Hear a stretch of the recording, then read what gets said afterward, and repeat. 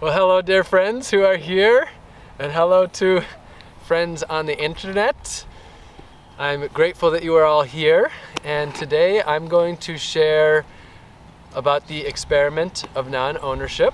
Today is, 1 week ago today is when it began. 1 week ago today, at almost this moment, is when I entered into the experiment. So I'm going to just share my experience so far and some insights. And what I'd like to start by sharing is how I'm existing in non-ownership. So I have, definitely some people would look at the clothes on my back and they would say, how could you not be owning anything? You're obviously wearing clothes. So I am borrowing, up until just moments ago, it was 5 items. So there's the shirt, the pants, a blanket, a hat, a sleeping bag, and then as of this morning, these songs that are from Thich Nhat Hanh Sangha that I went to. So these are songs of mindfulness and connection with earth, connection with self, connection with others. So I'm now borrowing a total of 6 items. The top and bottom are from a guy named Anthony. The blanket is from Andrew. The hat is from a guy named Greens. And the sleeping bag is from Keith, which is tucked up where I'm sleeping, about a 5-minute walk from here in Griffith Park. And then this songbook came from the Compassionate Heart Sangha that I was at this morning. So yesterday night we were gathering here and I had a little moment of celebrating. I was 6 days in, now I'm 7 days in, to literally owning nothing, and not even just owning nothing, but even only borrowing the absolute bare essential of items, just those 5 items, plus this now. And so it's a celebration for me. I'm really excited to be a week into the experiment and to have made it this far without shoes, without socks, without a drinking vessel, without a secondary shirt, without a jacket. There's so many things, and it has been chilly.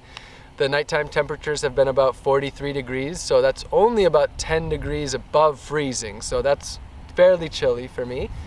And on the feet, walking, it's been chilly. So it's taken a real level of diligence and dedication to not accumulate more possessions, because people are constantly bringing me more things, and it's been a constant ability to compassionately try to have as little as possible while others want to contribute with material objects.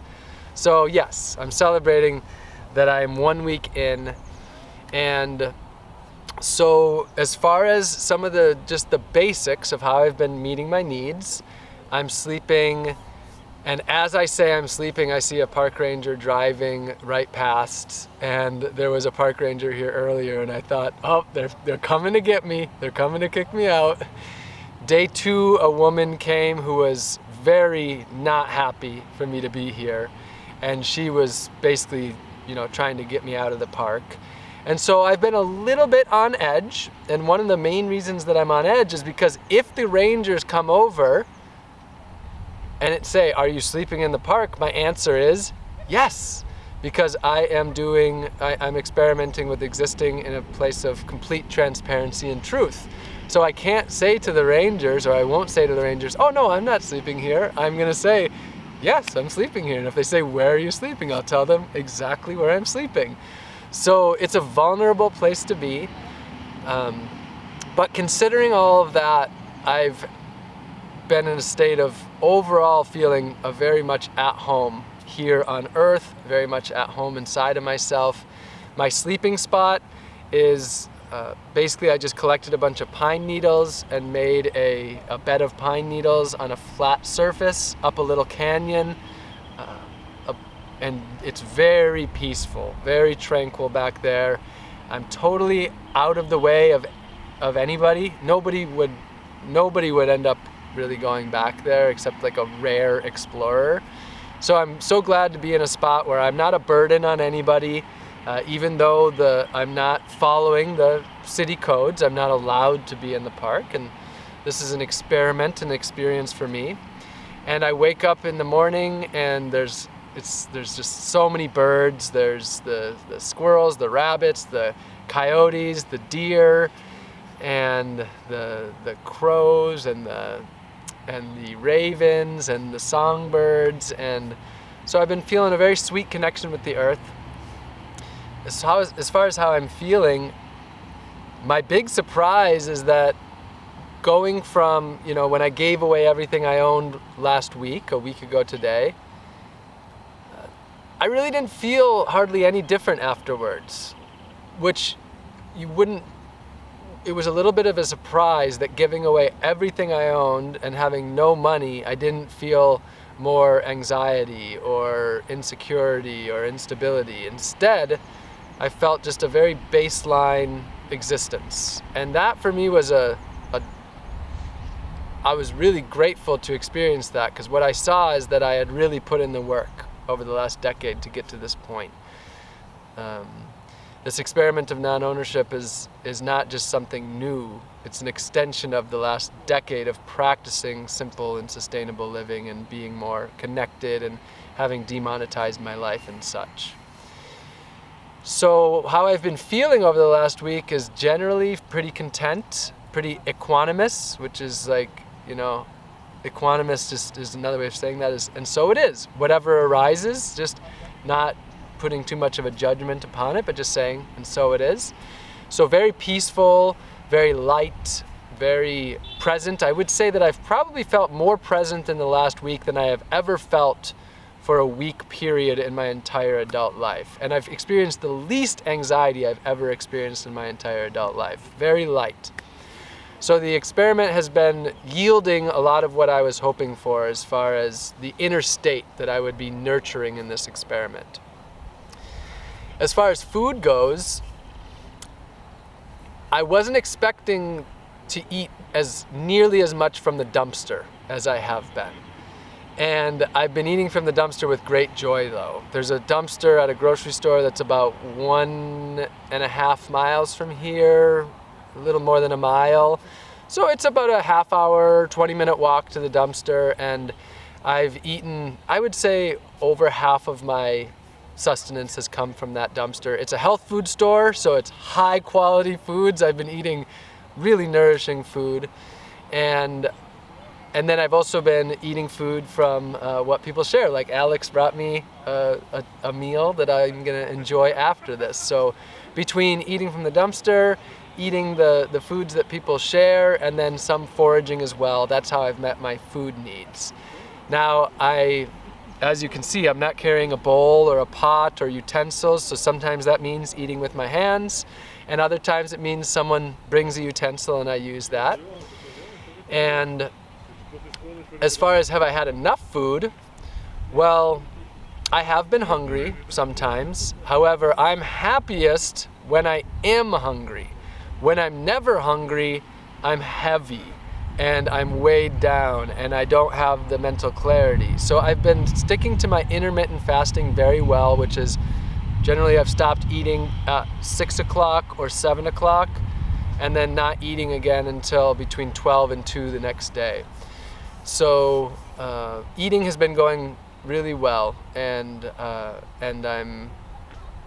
I'm feeling that I can make it through the whole period, even if I didn't have the gifts of food from those of you who come out. The dumpster would support me alone. I mean, it's so abundant. And on that note, the last 5 days in a row on my walk back from the library or from dumpster diving myself, I've brought multiple bags worth of food back, and I figure I've probably rescued over $700 worth of food from the grocery store dumpster and shared it with people here. I would say probably like 15, 20, 30 people have eaten from the dumpster with me over the last week or so. So it's been, that's been an experience of abundance. The fact that here I am, I'm the guy who owns nothing and has no money, and I'm the one who's actually feeding people. So that's been a joyous experience in abundance for me to be able to do that, and very nourishing food. As far as water goes, I have been drinking from the sinks and the water fountains, and I have no drinking vessel. So that's been one challenge, is that I've been more dehydrated over the last week than really any week period that I can recall. It's been hard to get enough water when I'm walking a quarter mile, or even just walking like 2 minutes from, probably, round trip, it's going to take me 3 minutes, 4 minutes to go get some water. And so I've been dehydrated, but not majorly dehydrated. And when I go up to my little camp spot, if I go up there at sunset at 5:30 and I don't come out until 7, I'm up there for 13 hours with no water. So I have a lot of long stretches with no water because of that. So if I was to get one more item, it would probably be a vessel for water. Especially maybe a gallon jug that I would put up at my, if I was to get another. I'm going to continue with just what I have. I wasn't planning on getting another possession, but this one, I couldn't resist. So that's water. As far as transportation, my ways of getting around is primarily walking. The walk from Canada to Los Angeles is over. Doing that, I was on average walking 15 miles in a day. Right now, I'm walking about, I would say, 5 to 10 miles a day. The Los Angeles River is 6 miles round trip. I've only been down there once so far, actually. The library is about 5 miles round trip, 4.5 maybe. And so just going to the library and back is about an hour and a half, 4.5 miles. And sometimes I'll go down twice in a day, and then just walking around the park, picking up garbage and things adds up. So the average day I'm doing between probably 6 to 8 miles in the average day. So that takes a fair bit of my time. 2 to 3 hours of my day is walking. And while I'm walking, it's an opportunity to connect with the earth, to be thinking, to be breathing, sometimes walking with others, to be singing, and yeah. So let's see, what other basics? So I talked about food, water, transportation, some of the other key aspects of existence. Yep. Hello, gopher. Some of the other key aspects of existence include electricity. This experiment, I have no phone, I have no computer, and so it's so nice to not think about plugging anything in. Usually, especially on my walk, I was constantly looking for electrical outlets. No electrical outlets whatsoever. I have no light, which has meant going to bed much more with the days. And but as far as filming goes, Daniel is here filming, and Melissa's been filming as well. So electronics are involved in my life, but this has been part of the objective of this has been to break free from the technology, to break free from social media. And although I'm here present sharing messages, I'm not touching any electronic devices. I did touch a screen like once or twice and then realized, so there's been minor, but I'm trying to not even really look at screens. And that's been a very deeply meaningful practice. I've done a lot of practices of not being with technology and screens, but never while immersed in society so much. So this is a big part of the experiment. Can I live still using technology to be a tool of service, but without it ruling my life like it has for so long? And then as far as waste, of course, most people have a garbage can. That would be a possession. I'm creating very little garbage because I'm doing very little. My life is as simple as it's ever been. Most of what I'm eating is coming from the garbage, so the packaging already came from the garbage and I just put it back in there. And then the little bit of garbage I make is when people bring me food that is in packaging. But a lot of people have brought food that they've cooked at home. I asked people to bring kitchery, and kitchery has showed up. It's been sweet. Probably 4 different people have brought kitchery, which has been a fun little experience. And then the other note of waste, another thing I've done with my time is picking up garbage a lot.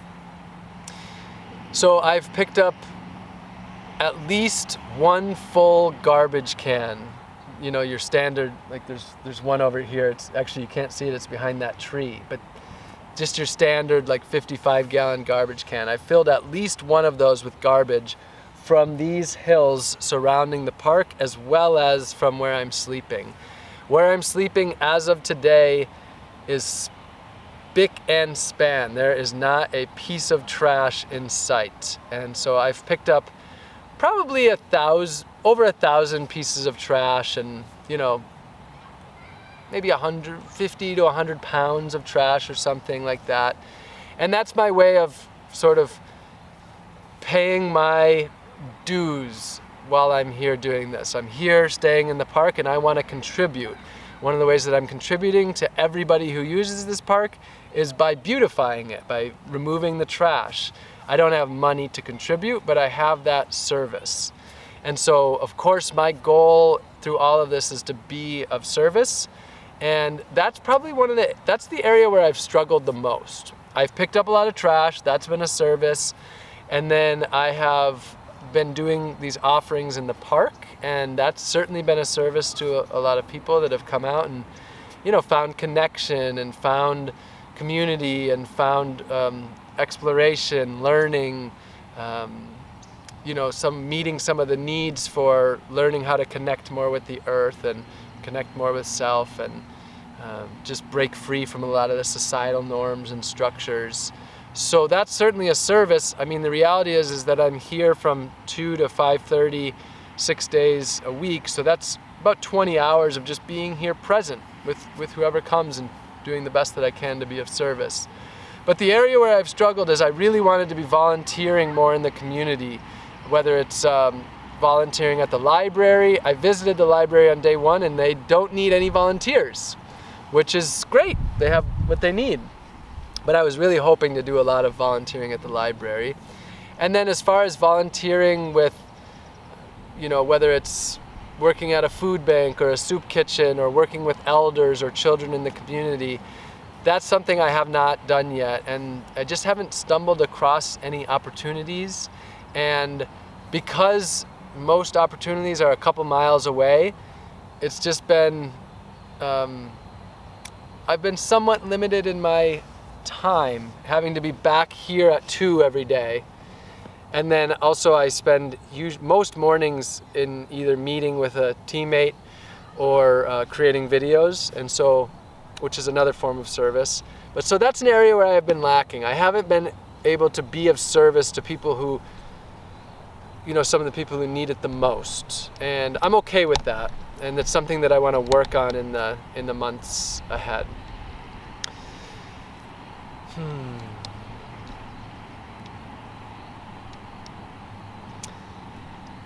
Any questions come to mind as far as the meeting of basic needs?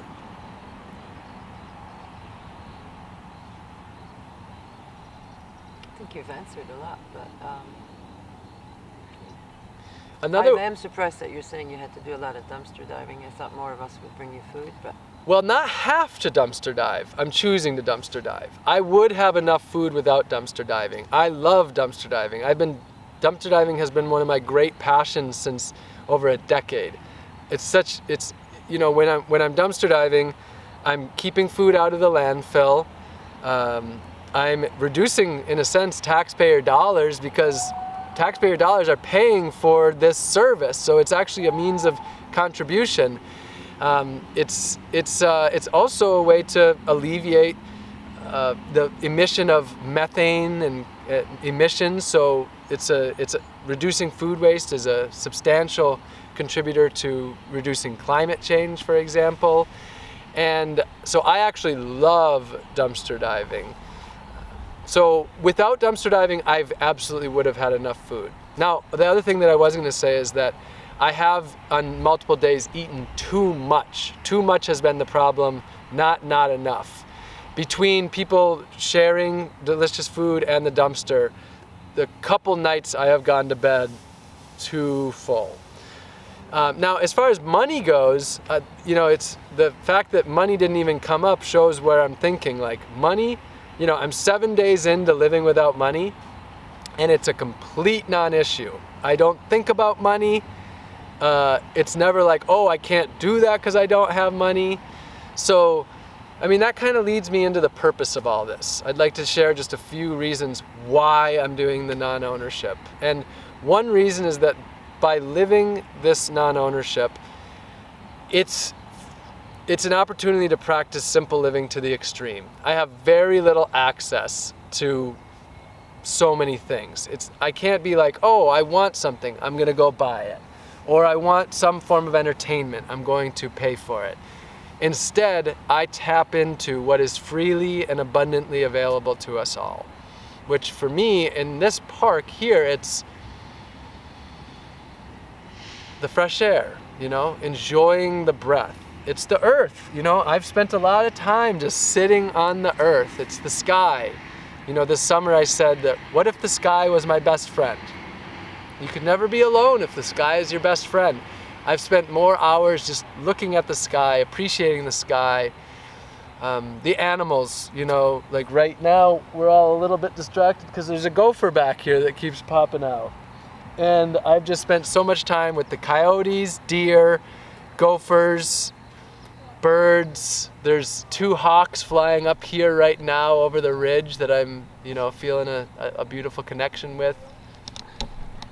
And of course, just the plants, the trees. Yesterday I led the first foraging walk, and there was about maybe 15 or so people, a lot of people that had never done foraging before and got to learn more plants and sharing that connection.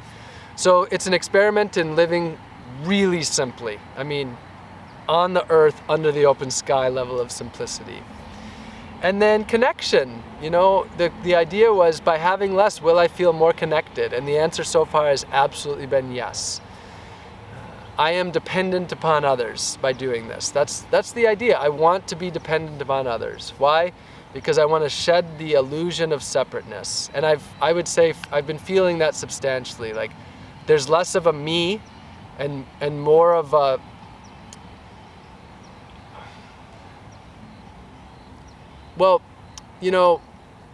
you may have heard the concept. Have you ever heard the concept I, me, mine? Or no I, no me, no mine? So yeah, I, mean, mine is this very individualistic thing. There's I or me, and then there's mine. Ownership is mine. And I have no mine. There is no mine. This is Andrew's. This is Ant's. This is the Sanga's. This is Green's. This park certainly isn't mine. They could kick me out of here at any moment. There's no mine. And so the idea is that with the mine non-existing, does the I and the me sort of start to dissolve? And the answer so far has been yes. There's still ego, of course, but over the last week, there's much less of a I and a me than there was before, and much more of just this interconnectedness. Just a bit of the dissolving of the self has definitely played a role, whether it's with humanity and also with the greater surroundings. And then a big objective is to be of service. And I will say that by owning nothing and living in the present moment, I've been able to share more videos than I ever have in my entire life. And that's been one of the ways that I've managed to be of service, by sharing what's in here that's valuable to others, whether it's here in person or through the videos. And so my objective is for this experiment to help me move more into a direction of service, but that's an area where I still have a lot of work to do. And is that a pigeon? No. What? I cannot tell what bird that is. Do you see them? Oh, they're parrots. Oh, the ones that get very loud. They're not squawking. No. They look like pigeons, but... It's funny because they're usually known to be more in Pasadena. Huh. I didn't know they were over here. The parrots? Yeah. The parrots are here. I hear them most days. Yeah. Okay. So, and then another way that I've been spending my time is at the library. I've read one book so far, The Salt March, a book about Mahatma Gandhi's Salt March and the tens or hundreds of thousands of millions of Indians that embarked on civil disobedience through the Salt March. And so that's where I've been spending my time in reading. And the library did kick me out for not having shoes one day, or I'm not going to say kicked me out. They gently said you have to have shoes. One day I made shoes out of cardboard to go in, and another day someone came with me and I put their flip-flops on in order to be able to go in. But for the most part, only one library attendant has had any issue with it. So that's the other area I've spent a lot of my time, is in the library. And then what I will add is that, it's now 1 week in. Originally I was going to do 3 weeks in Griffith Park before going to my Vipassana, but that was cut short because I arrived here 10 days later because of the fires. And so I just have 2 more days until my Vipassana. I'll leave here and I'll do 5 weeks at the Vipassana Center. It's a silent meditation practice. And I'm going to arrive there with just the clothes on my back, or maybe just a sheet potentially. And then the idea is, ideally, I'll go in there to the Lost and Found and take out a pair of pants and top. And then whoever gives me a ride there, which I think it's going to be a woman named Mary who came out yesterday, I'll give her these back that I've borrowed to give to Aunt. And then I'll exist for 5 weeks in the Vipassana Center, having brought nothing from the outside world, just in this deep practice of silent meditation, Vipassana, as well as service. So the first 10 days are the practice of silent meditation, and then I'm doing another 10-day, which is service. So that'll be a real deep opportunity for selfless service. I'll be in the kitchen, cleaning, whatever they need me to do to serve the meditators. And then I'll get back here after 5 weeks, and then I have 5 more weeks here in Griffith Park, continuing the experiment.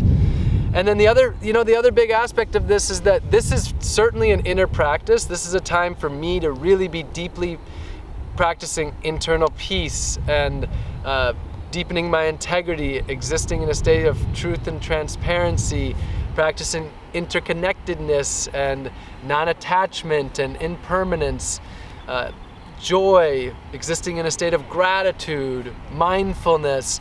Many of these practices that I have been working on, I have time to be doing all of this. But the other big aspect of this is that this is a public experiment. I'm inviting people, wherever you are, to come here and do this together, and to be doing this in public and seeing what's this like for other people to be involved, and does this benefit others, and for others to question the concept of ownership, to be able to see, like, okay, this guy literally owns nothing, he has no money, but yet he's smiling, he's happy, he's joyful, he has meaning, he has purpose. And so my intention is to be a human being that results in critical thought, self-reflection, and questioning everything. Questioning the deepest things, the things that we didn't even think were questionable. So that's a little bit of an introduction to my first week of non-ownership, a few of the insights and the experiment so far. Again, it's been real simple, and it's been real basic, and it's been real overall quite smooth. Quite smooth. I feel at home here on Earth, at home here with community, at home inside of myself. And on that note, I realized, I guess I live in Los Angeles now, which is not something I expected to say, but this is home. Griffith Park is my home, and I invite you all to come join me here. And I'm not saying move in, but come spend time here together. So on that note, before we say goodbye to our friends here, do you have any questions come to mind? Any thoughts pop up of things that you're curious about? Yeah, just so once you go into your retreat, there will be no videos, none of that. So yeah, once I go, the question is, disappear for 5 do you want to join us, friends? Yeah, they do. Come on over if you want. So when I'm in Vipassana, I am going to be, for 5 weeks, completely disconnected from the outside world. No one will be reaching me, and I will be reaching no one. So there's no cameras there, there's no phones. This is an opportunity for me to the largest degree possible, forget that I even exist. I'm not, my name is irrelevant, my being is irrelevant. I am just there to do the deep practice of Vipassana. And when I come out of Vipassana on March 16th, the first talk that I would give will be my experience of Vipassana. So I'll share that experience. Now, my plan was spoiled a little bit. I said that I'm going to have no connection with the outside world. Well, I have a friend named Brent. And Brent is probably, well, he's one of the dearest people in my life. And we ended up walking together from Canada to California. We did the first 700 miles together. Brent has popped up. I know Brent's not going to watch this because he doesn't really watch videos. Brent has popped up just year after year, time and time again. We have spent time together in like 5 or 6 states now, since knowing each other for 3 years. Well, guess who's going to Vipassana at the same Vipassana center at the same time as me? Brent. So the first 2 Vipassanas, the first 20 something days, I'll be there solo, but then Brent is arriving for the 3rd Vipassana. He'll be serving.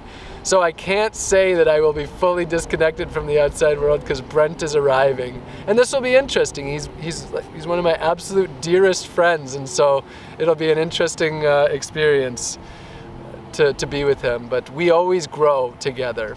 We deeply grow together. So if you see this, I love you, Brent. Thanks for being you.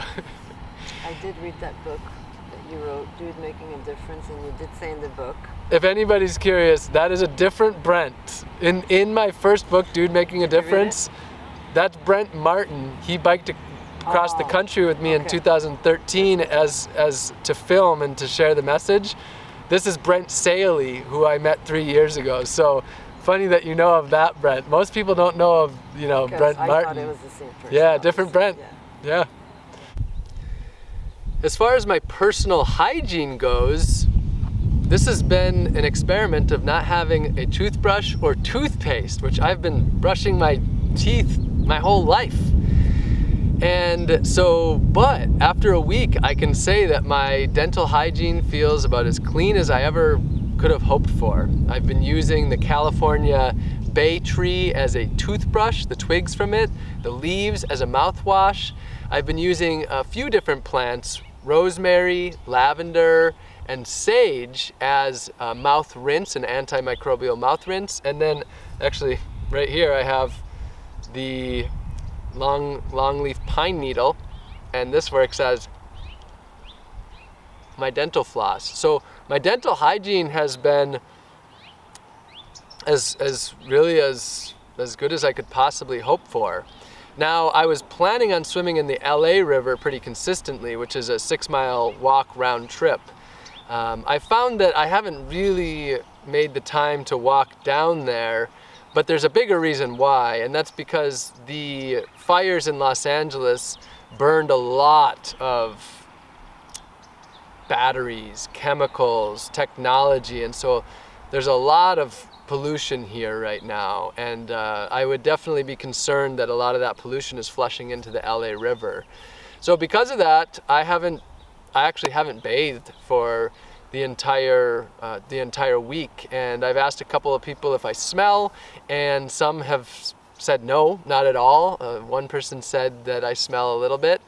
I smell more than I usually have, and it's an opportunity for humility. To be smelly in this society is a great opportunity to humble myself.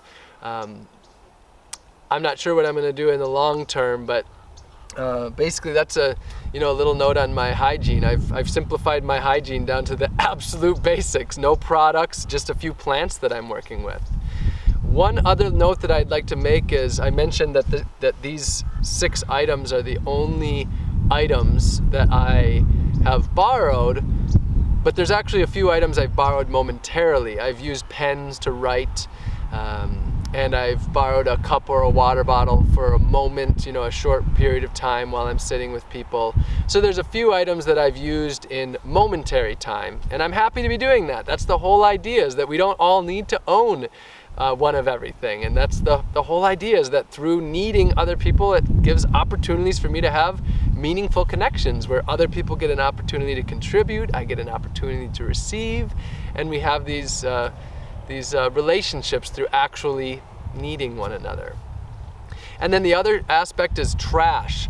I have been using some items from the trash, like for example, I will sometimes get pieces of paper from the trash, and then, or I actually, I don't have it on me, but there's a pen that I found that was litter, and it didn't actually have any ink left, but I would use it to scratch notes into pieces of paper that I got from the garbage so that I could remember things later when I was meeting up with my team. And I've used a bucket that I also found as litter to use as a vessel for picking up trash. And so there's some items that I've been using that are litter or from the garbage, and that's an experience of, like, in those scenarios, I don't feel like I own it. This paper, after I've written on it, I took it from the garbage. I'll either return it to the garbage or rip it up into small pieces, bury it in the soil, and return it to the soil. So it's been a real opportunity to use the absolute bare essentials and bare minimums, from borrowing items for the long term, like my 6 core items, to these items I'm using for just the moment here and there. Other questions? Yeah, when you first disconnected from your family and friends, whenever the first time you did that was, what advice do you have to, well, even now, really stick with your commitment and experiment, but also lovingly disconnect? Yeah. So when I first, you would say disconnected from family and friends. Yeah, how did I navigate that? And so,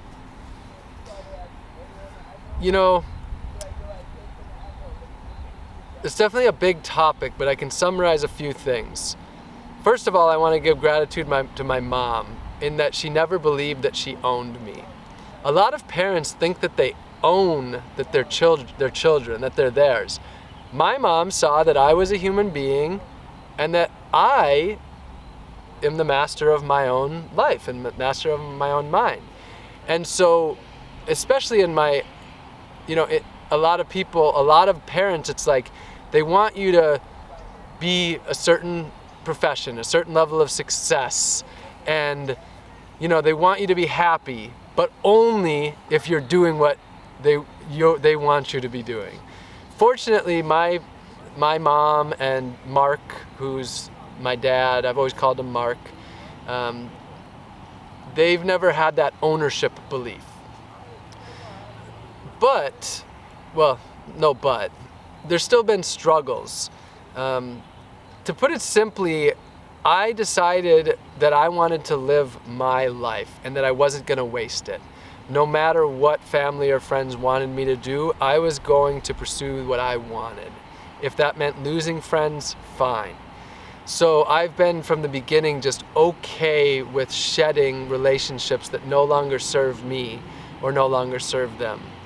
To give one of the more extreme examples, Mark, he was not playing a positive role in my life, and I wasn't even playing a positive role in his life because he had a specific way he wanted.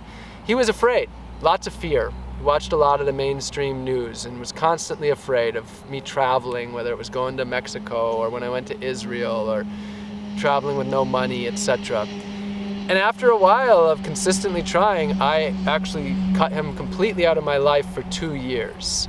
This is, my father, my dad. And so I'm willing to go to some fairly great extents to say, I'm going to live my life by my values. And that's more important than any loyalty to a particular person or to a particular community or anything of that sort. I have a loyalty to the family on earth. I have a loyalty to the earth. I don't have more of a loyalty even to US Americans than to people in other countries. I have a loyalty overall to humanity and to the earth.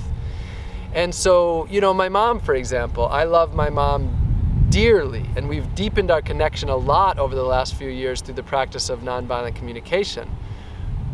My mom is a mom. There's billions of other moms on this earth. My mom's not more important than any other mom. So I'm not going to pour all of my time and energy into that one mom. I'm here to serve all moms, not just that one mom. So this is a matter of, impermanence, non-attachment, all of that. I take that even into the depth of families and, family relationships and friendships. And, another aspect of that is that I have many, many friends. And so I've lost some friends because they don't share the same values. And for me, okay, there's thousands of people out there who don't like me or dislike me.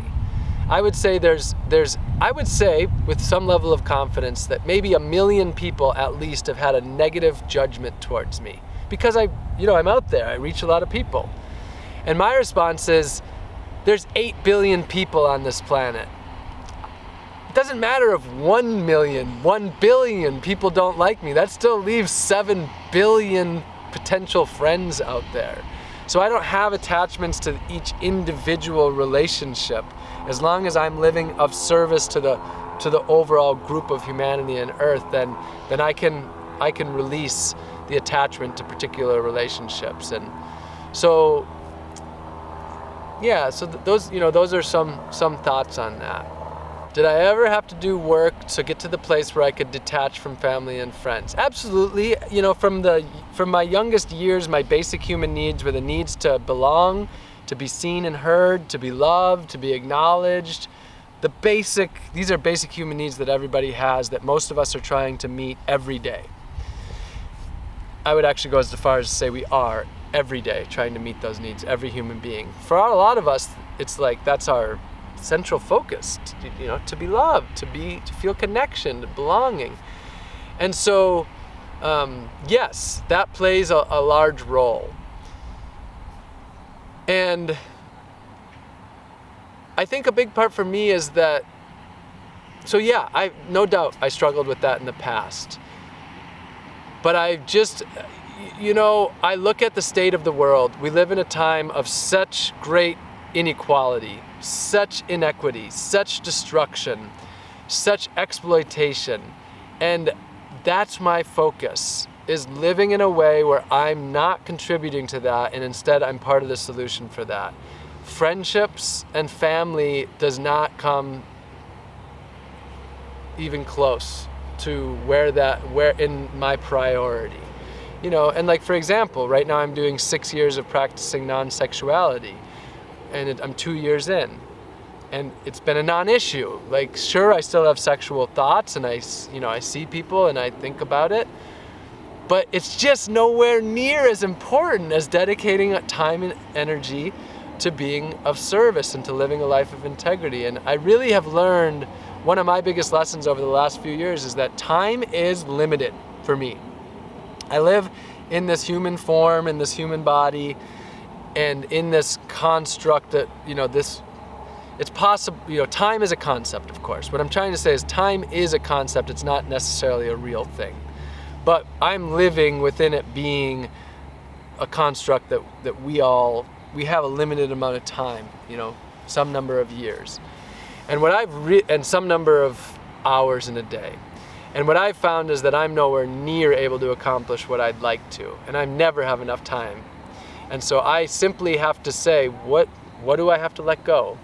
And this year, a big letting go, a big part about all this is like I deleted my personal Facebook profile and I cried, that was a surprise, but like there was this like grieving, because I was letting go of hundreds of relationships right there. I used to have 5,000 friends on Facebook. Some years ago, I moved it down to 800. And then I went from 800 to 0. And I knew every one of those 800 people. And when I